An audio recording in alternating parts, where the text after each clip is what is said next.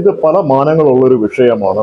അതായത് മനുഷ്യൻ നമ്മൾ ആദ്യകാലത്ത് 10,000-കണക്കിന് വർഷങ്ങൾക്ക് മുന്നേ കാട്ടിൽ ജീവിച്ചിരുന്ന കാലഘട്ടത്തിൽ നമ്മൾ ഗുഹാജീവികളായിരുന്നപ്പോൾ നമ്മളോടൊപ്പം നമ്മുടെ കുഞ്ഞുങ്ങളെ സംരക്ഷിക്കുന്ന ഒരു റോളൊക്കെ മൃഗങ്ങൾക്കുണ്ടായിരുന്നു, പട്ടികൾക്കുണ്ടായിരുന്നു. അത് ചെക്ക് ചെയ്തിട്ടുണ്ടെങ്കിൽ വായിക്കാൻ കഴിയുന്ന ഒരുപാട് മെറ്റീരിയൽ ഇതിനൊക്കെ അവൈലബിൾ ആണ്. അപ്പോൾ ഇതെല്ലാം കഴിഞ്ഞിട്ട് നമ്മൾ കാടിറങ്ങി ഇപ്പോൾ നമ്മളോടൊപ്പം അവരും കാടിറങ്ങി. പക്ഷെ മാറ്റം വന്നത് നമ്മൾക്കാണ്. നമ്മൾ ഇന്റർനെറ്റ് യുഗത്തിലും വന്ന് ഇന്റർനെറ്റ് കഴിഞ്ഞിട്ടുള്ള ആർട്ടിഫിഷ്യൽ ഇന്റലിജൻസിന്റെ യുഗത്തിലേക്ക് എത്തി. അവരവിടെ തന്നെ നിൽക്കുന്നു. ഇതിപ്പോ പഴയ കാലത്ത് എന്താ പറയാ, കീഴാളരെന്ന് പറയും, അല്ലെങ്കിൽ കറുത്ത വർഗ്ഗക്കാരോടുള്ളത്, അല്ലെങ്കിൽ പണമുള്ളവൻ പണമില്ലാത്തവനോടുള്ളത്, അധികാരമുള്ളവൻ അധികാരമില്ലാത്തവനോടുള്ളത്, പിൽക്കാലത്ത് സ്ത്രീകളോട് അപ്പോഴും ഇപ്പോഴും ഒക്കെ ഉള്ളതുപോലെ ഒരുതരം മേൽക്കോയ്മ. അവർക്ക് വോട്ടില്ല, അല്ലെങ്കിൽ അവർക്ക് അത് പറയാനുള്ള കഴിവില്ല, ശക്തിയില്ല. അതുകൊണ്ട് മാക്സിമം ദുരുപയോഗം ചെയ്യുകയാണ്, മാക്സിമം ചവിട്ടി തേക്കുകയാണ്.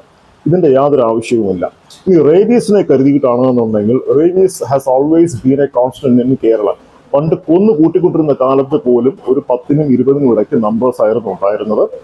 ഇപ്പോഴും അതാണുള്ളത്. നിർഭാഗ്യവശാൽ ഇപ്പൊ നമ്മൾ വിളിച്ചിട്ടല്ല നിപ്പ വരുന്നത് നാട്ടിലേക്ക്, ആണോ?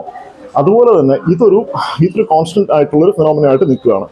അതിന് വേണ്ടത് ABC എന്നുള്ള പ്രൊട്ടക്ഷൻ, അനിമൽ ബർത്ത് കൺട്രോൾ എന്ന് പറയുന്ന ആ പ്രോഗ്രാം തന്നെയാണ് ഏറ്റവും നല്ലത്, ഉചിതമായിട്ടുള്ളത്, സിവിലൈസ്ഡ് ആയിട്ടുള്ളത്.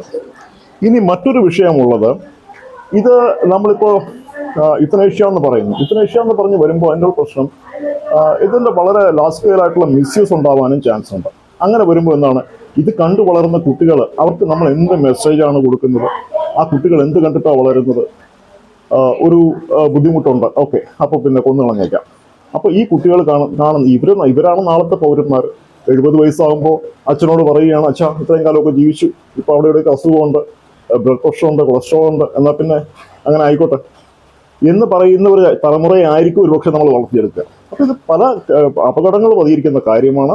ഇതുകൊണ്ട് യാതൊരു ഗുണവും ഉണ്ടാവാൻ പോകുന്നില്ല. യുത്തനേഷ്യ എന്ന് പറയുന്ന പരിപാടി is likely to be misused. അതാണ് പറയാനുള്ളത്.